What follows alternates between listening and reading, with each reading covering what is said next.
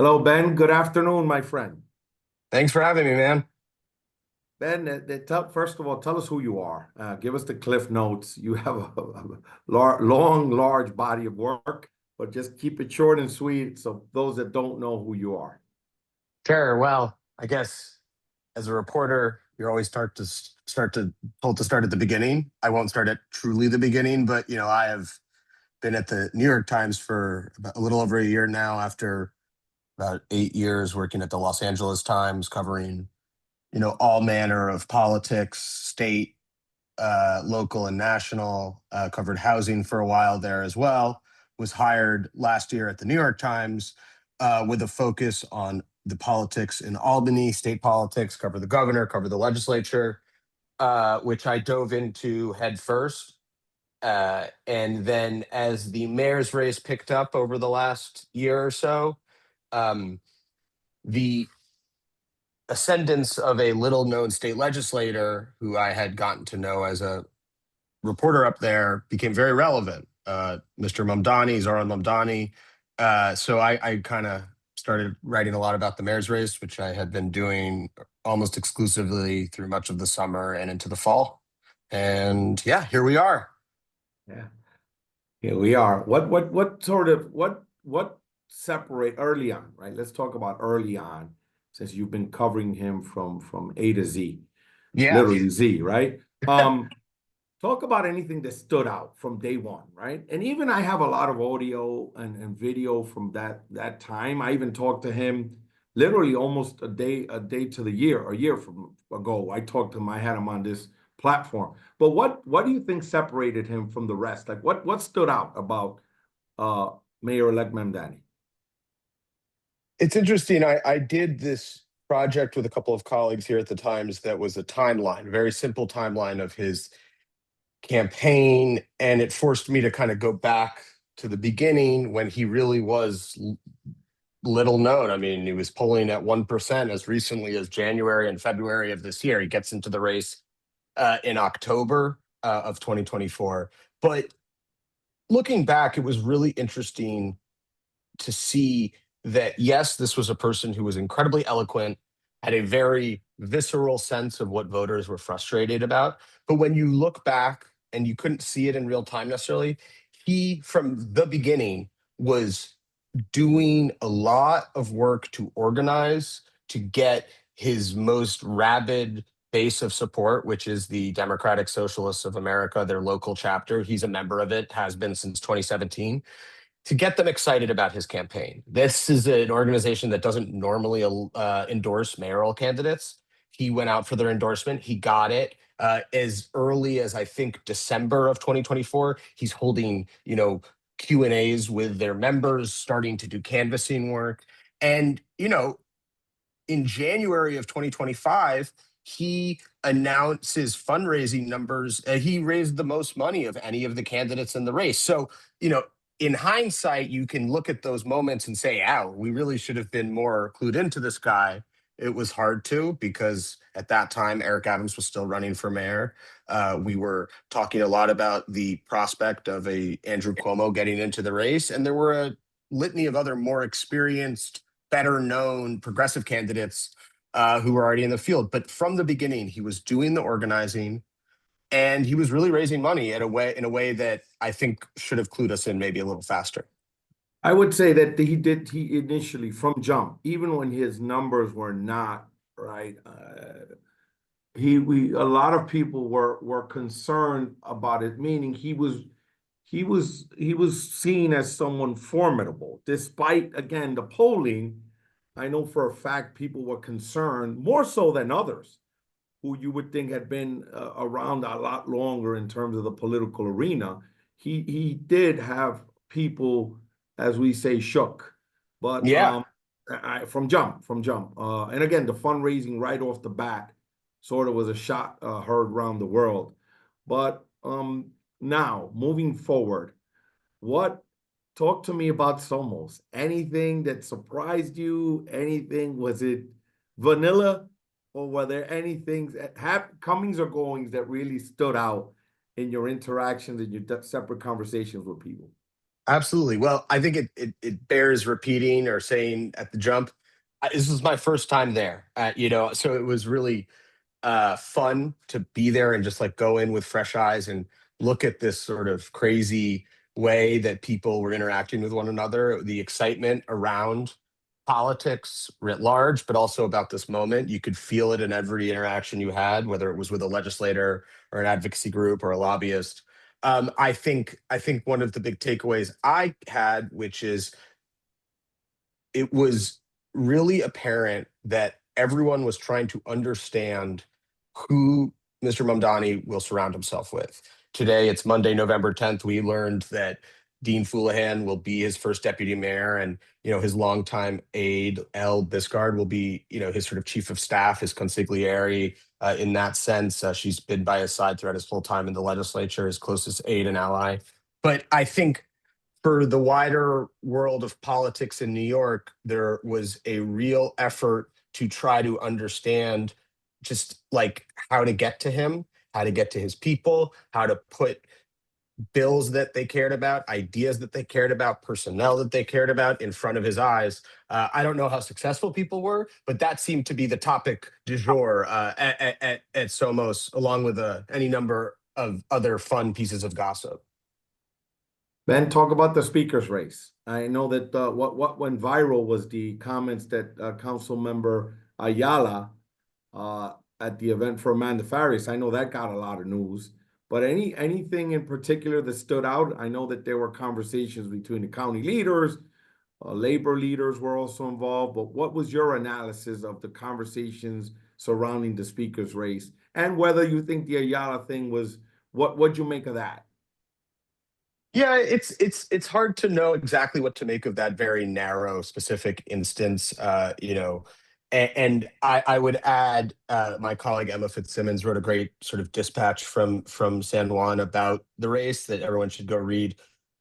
Again, the Mamdani's effect on he's crowding out everything. His influence and persona and politics are seeping into every corner of the political landscape of this state and city. So in this case, you really could feel that this was a proxy battle in some cases between, a person like Julie Menon, who is sort of holding herself up as someone who could be a bulwark against, the very ambitious and expensive sort of vision Mamdani has for governing. And then you have, and sort of has framed herself as a leader in the race, has really held events and receptions while we were there, talking up her candidacy. And then you have people like Crystal Hudson and others who were sort of trying to be that one alternative that people could coalesce around, and be that person who could kind of come out of the woodworks maybe and be a compromise candidate. It's still a little unclear. The field is I don't think fully formed necessarily. And perhaps the most interesting part, if not the most self-evident one, is that Mamdani was unwilling to get involved in the race. He kept telling people he looked forward to working with whoever his partner is, essentially. But yes, there was this incredible scene where you had four of the Democratic Party chairs from four of the boroughs kind of in a corner, whispering with one another, but in full view of like the entire event, or the entire conference, that I think people were really curious about what they were talking about. Ben, who won Somos? Who won the day? Between union leaders, elected officials, who you think between potential speaker candidates, or who do you think had the one Somos, right? It can be more than one person. In a funny way, I'm going to say someone counterintuitive. I'm going to Oh, say no. Kathy Hochul. I'm going to say Oh, Kathy okay. Hochul, who, was there really wanting to flex her political muscles, and was presented to people as sort of on the back foot. She had just watched an election where a person won who really wants to raise taxes and really wants to expand, the social safety net in a number of ways, including, expanding childcare in a way that would cost, over $10 billion. And her, comments after being sort of heckled in a way about taxing the rich, she held a firm line, and it came as one of her biggest opponents in this race for governor next year got in the race, Elise Stefanik, and Elise is gonna, she's a member of the House from upstate New York. It's gonna try to tie her to Mamdani, and you sort of saw, despite these tensions within the Democratic Party, these fissures, if you will, a real effort on Mamdani's part and on the parts of other prominent Democrats to kind of both rally around her and show that despite disagreements, they were going to be there for her. Obviously, Mamdani has not said if he's going to endorse her, but you could sort of feel that throughout this whole event there was a lot of unity for Mamdani, and that in many ways there was also some for her as well. Ben, Governor, but let's talk about some other things that came out of Somos. Any news on Lieutenant Governor? Any noise? Any noise on who it could be? Just on all your conversations around the bar, around the pool? Yeah.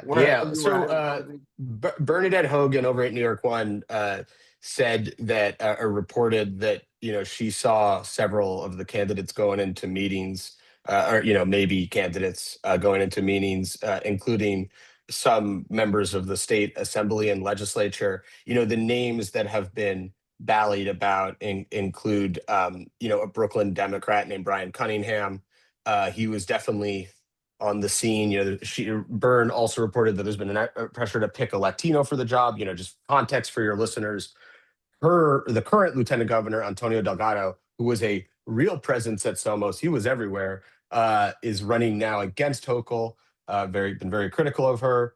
Was recently critical of her decision to allow for the building of a pipeline in the state. Trying to fire up environmentalists. So names like Cunningham. There's talk that Eric Gonzalez, the Brooklyn DA, might be in the running for this job. Another name, Zelner Myrie, a state senator who ran for mayor. But again, it just feels like early days. I mean, I know that the governor has been taking meetings on this, but I don't feel like I've observed or picked up a lot of urgency on her part. And so it will be sort of interesting to see when she decides to roll that pick out. It's a job that famously has basically one a role, which is staying alive and waiting with bated breath for if the governor resigns or something else. That's how Kathy Hochul got the job. So yeah, it's something to watch. It didn't feel like it was taking up a lot of the energy in Somos. Let's talk about Lieutenant Governor Delgado. Did you see anything that stuck out in terms of his movings and the way he was moving in the conference? And I know he's trying to position himself, as the candidate of the left potentially. Anything that stood out in your observation? Yeah. I mean, again, this effort to talk about the Williams pipeline was something that didn't surprise me necessarily, but he is looking for any way to kind of draft off the energy that Mamdani used to win the mayoralty. I think the challenge for the lieutenant governor is that he was elected not as a center. He was a pretty moderate member of the House before he became lieutenant governor, and he is not someone who is necessarily well known to the progressive activists. He's certainly not a member of the DSA. So it just, in the meetings I saw him taking, the people I saw him trying to surround himself with, he was really trying to sort of solidify his bona fides with that crowd and use it as a way to kind of excite them and be this alternative to Hochul. The real question is, will Mamdani, who was endorsed by Hochul, get involved in that race? At this point, we don't think so, but that could change. So recent news is also that Council Member Chiose is interested against, again, Minority Leader Hakeem Jeffries. Thoughts on that? Yeah, really interesting thing that was sort of the talk of Somos. He's been telling allies excuse me, that he plans to run against Speaker or Minority Leader Jeffries. Earlier last month, he had denied reporting in Axios that he was thinking of doing this, saying he couldn't think of a worse place to spend his 20s than Washington, which made me laugh, having lived there in my 20s. Again, it's this people reckoning with the energy that Mamdani was able to bottle up and saying, what about me? Chiose is someone who has really created a very rabid following for himself on social media. He's actually done some interesting stuff as a city council member. He helped pass this law that would limit how brokers' fees are done on rental apartments, much to the happiness of many of the people in New York who are always trying to find somewhere new to live. And so Osei's bid, if he decides to get in, will be predicated on a couple of things. He's gonna be going out for the endorsement from the Democratic Socialists. He's not always been a member of that organization. He's a relatively new one. And that stands in stark contrast to Mr. Mamdani, who, was a day one for them, if you will. He joined the group in 2017, did a lot of organizing with them, got their endorsement when he ran for state assembly, got their endorsement when he ran for mayor. That doesn't mean Osei is not going to get it, but Mamdani has made it pretty clear to him, based on my reporting, that he doesn't want him to run against Jeffries. He sees this as a distraction from his agenda. He sees this as a race that will be hard to win, which doesn't mean, his race, Mamdani's race was hard to win. But, I think Mamdani has made it clear his views on this, and he's been trying to sort of placate many of these more moderate, more mainstream members of the Democratic Party. So a person like Hakeem Jeffries, he did a lot of work to gain his endorsement during the mayoral race. Jeffries ended up endorsing him very late in the game. But I think for Mamdani, he's trying to both please a ascendant muscular left in New York City who are very angry about the cost of living, very angry about Israel's prosecution of a war in Gaza. So he's trying to speak to those people, but he's also trying to, make these New York establishment Democrats feel comfortable about the way he's going to govern the city. So it's just a really interesting needle to watch Mamdani thread. And this Osei bid, which, he still could not run, will be the first test of it. Let's talk about the Dan Goldman seat, where you have Alexa Viles potentially running as the DSA-backed candidate. Again, this is and now you have potentially, I don't know if he's announced yet, City Comptroller Brad Lander potentially exploring. What does that mean, right? Who? That's a sort of, you're dividing the left, I guess, potentially. Yeah, it's again. Did you hear anything about that race or any inside baseball on that? Yeah, I mean, it's very clear that Lander is kicking the tires on this race. He was talking to lots of people in Puerto Rico about it, as was Congressman Goldman. He was around similarly trying to consolidate support. Again, it is a race where the specter of Mamdani is so important, which is funny to say about a mayoral elect. Mamdani did very well in this district, which includes areas, Brownstone, Brooklyn, Park Slope, but then also into Sunset Park. He did very well in this area. And there had been a lot of talk that Lander, who had been a very important endorser of Mamdani's, would be going into the administration. That is not happening. It seems like there has been a rupture in that relationship, or at the very least, an unwillingness on Mamdani's part to give him a job. And this seat and running for it is seen as call it a consolation prize, call it a nice alternative for Brad Lander, who is out of a job as comptroller in a couple months or a couple weeks, for him to pursue. So yeah, this question of how the left will be split is going to be a really interesting one to watch. But also, how does Mamdani bring the influence he has now to bear on it? Does he help try to edge Aviles, who seems like she really wants to run? Does he try to help edge her out of the race? Does he quickly endorse Lander? I don't know if that will happen. How he flexes his muscle in a district that Goldman won, but in a very tight primary. It will be a really interesting thing to watch. And again, another district where the politics around Israel. Goldman is a very steadfast supporter of how the American government supports that country, and also how they have responded to the October 7th terrorist attack and their ensuing invasion of Gaza. So those issues, as they were in the mayor's race, will be like front and center of this congressional primary.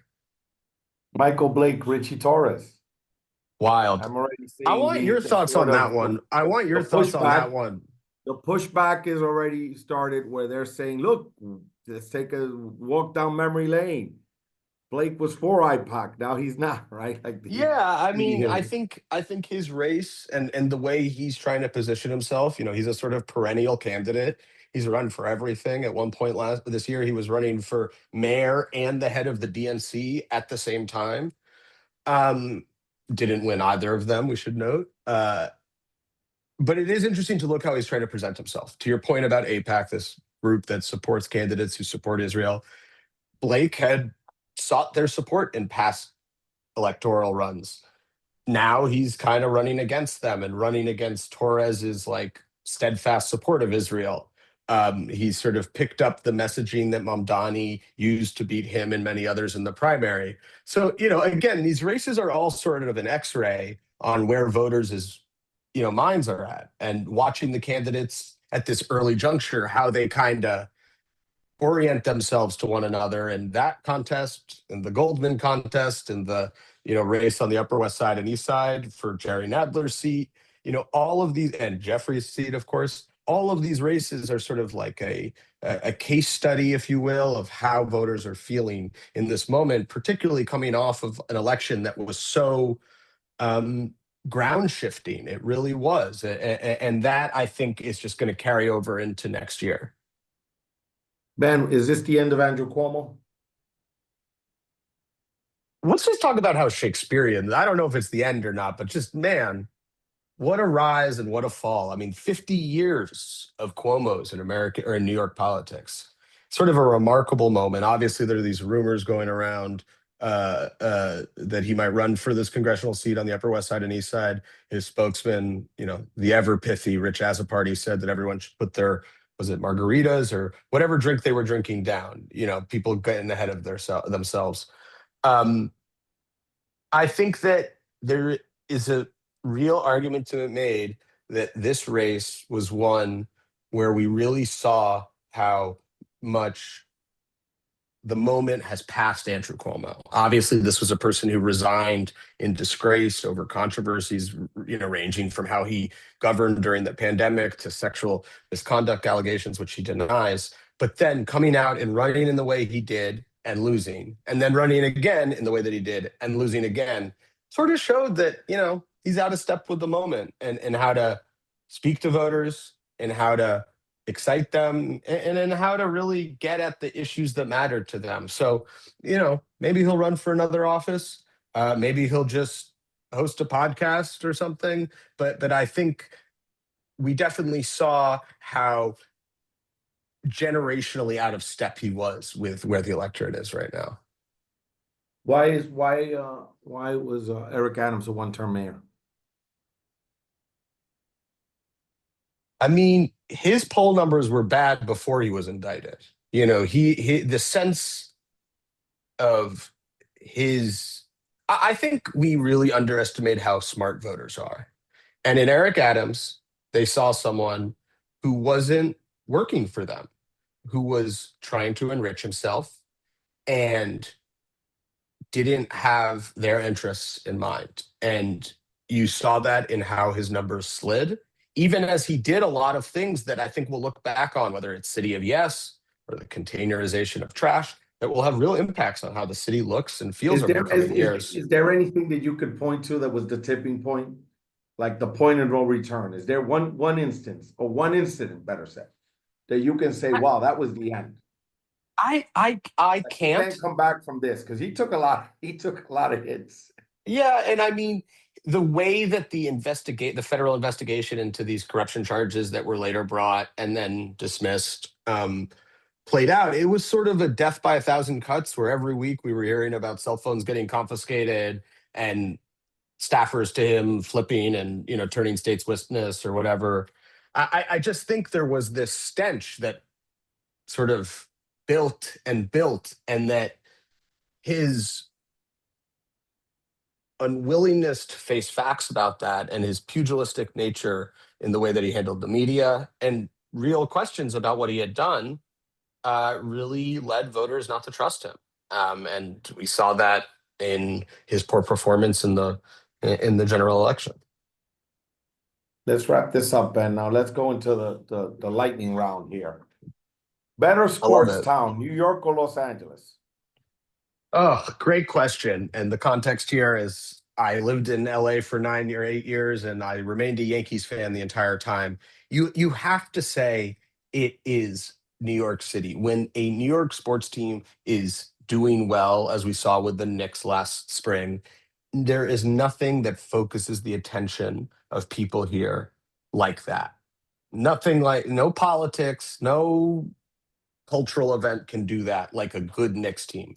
That being said, college football in California, there's nothing like it. A great Dodgers season, people love it. There's parades, there's cookouts. It fires people up. But I do think at the end of the day, New York has them beat.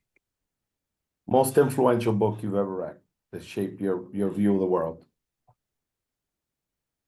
Um, it has to be it has to be Invisible Man by Ralph Ellison.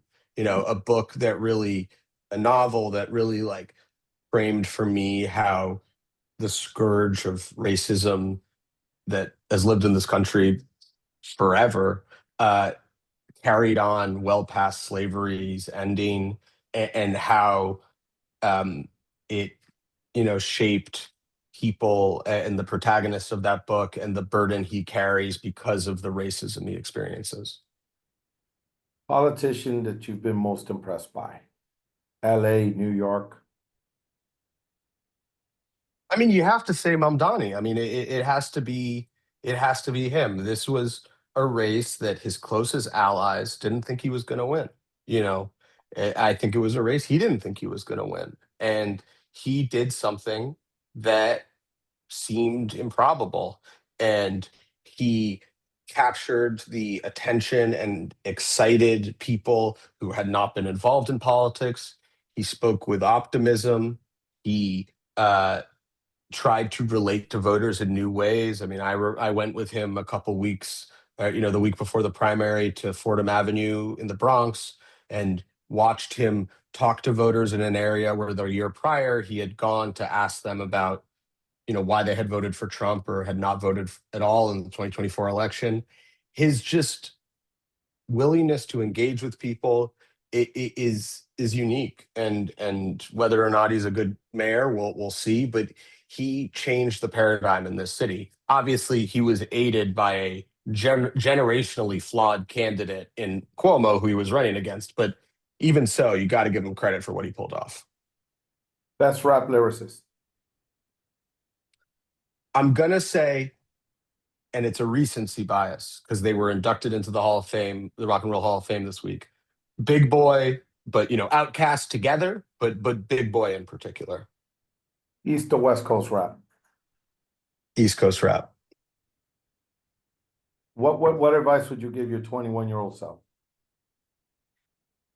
Um, you will make mistakes, and that each of those mistakes will make you better at your work and being a fuller person, and that obviously you should hold yourself accountable, but don't kill yourself over them. Man, thank you. This was fun, man. It was Anything you want to great, add man. that I forgot to ask you? Well, I mean, but at the end, like, we got to get your Somos takeaways. Like, lay them out. Right now? Well, I mean, dude, I want to hear. I mean, look, the energy, I mean, it happens in election years, right? Where again, a mayoral, the speaker's race, but I lived through one prior. Uh, I was actually with Bill de Blasio when he landed in Puerto Rico, and there was a lot of energy, a lot of, again, because the politics, you had what, 20 years of a Republican mayor. We were the team was very involved in the speakers game, literally on the ground, meaning Melissa Mark Vivarito was the candidate. So there was a lot of more so right than this time around because the current mayor or mayor-elect has decided to be hands off. But my takeaway was same energy, same energy. Yeah. Again, different times, more social media, but the same energy. A lot of people were excited about the change, the non-conventional nature of his election, right? The new tools that were involved between social media. Remember, de Blasio didn't do any mail in 2013, which is Yeah. again unconventional. Same sort of populist messaging. De Blasio was, universal pre-K, tax the wealthy, paid sick leave, a municipal ID, which is a lot of these policy ideas have proven very popular. There was something else, Digi too. Bill de Blasio had a digital team, which now, fast forward to Mamdani, he's sort of reinvented what it is and how we use social media, how people, and now imitation is the highest form of flattery. So he definitely changed the game. Everyone was trying to be Zohran, and that's what you want. I always use when people criticize you, I always use the Lawrence Taylor example to date myself. Lawrence Taylor had 3 blockers for a reason, right? They stacked the Yeah. line. They don't pitch. People didn't want to pitch to Barry Bonds. There's a reason for that, and that is another form of a compliment as far as I'm concerned. So again, people were worried and talking about Zohran even before his campaign took off, and they had every reason to because he sort of really eclipsed all expectations and sort of transformed campaigning, Obama-esque, really, because you think about it, the energy, the number of volunteers that he brought to the table is really impressive. So again, I felt in terms of Somos, I felt sort of the sort of moment in the air, which doesn't traditionally happen. It's pretty, but I felt something obviously special in this Somos in terms of the energy. There was more of it, and sort of, if you want to call it, it was more rock star status, right? It was not, Zohran is not only the mayor-elect, he's also a celebrity, right? Everyone wants Yeah. to, it's cool to be with and for Zohran, right? So, I think it's something to be said, right? I remember, and I'll end with this. I remember when I was growing up, my father saying, you don't know about music. That's my time was great music. You young people don't know about music, right? And I find that in this life, I use that example that those that don't change with the times or can read the tea leaves become a thing of the past. So I think it's people should always be trying to look to new things, stay open-minded again, read the tea leaves, stay open-minded because the world is constantly changing now with technology. Next, who knows what the next campaign, maybe it'll be about AI, right? Who knows, right?